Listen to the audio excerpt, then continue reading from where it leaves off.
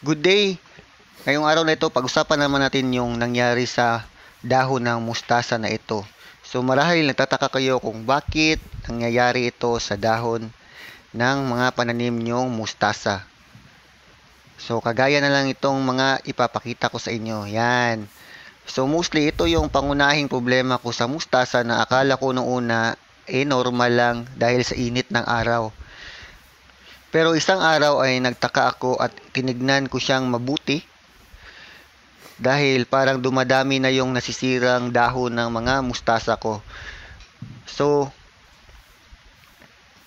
napag-alaman ko na meron palang pangunahing salarin dito sa dahon na ito.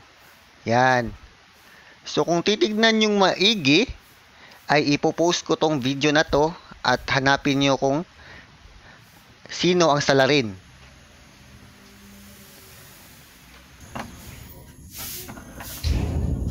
Kung may matulis kayong paningin, ay makikita nyo itong peste na ito na ang liit-liit lang. So yan yung salarin kung bakit nagkaganito tong dahon ng mustasang ito. So upon looking, kung malayo yung dahon ay hindi nyo talaga siya mahahalata.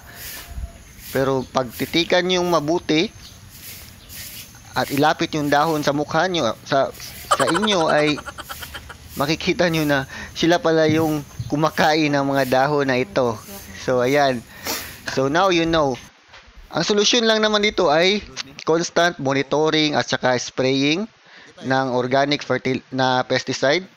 Saka pag makita nyo nagaganito na yung dahon ay mas mabuting putulin nyo na habang maaga pa, bago pa sila dumami.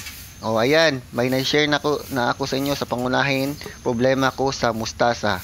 And see you in the next video. Please support this channel by clicking the subscribe button and hit the notification bell.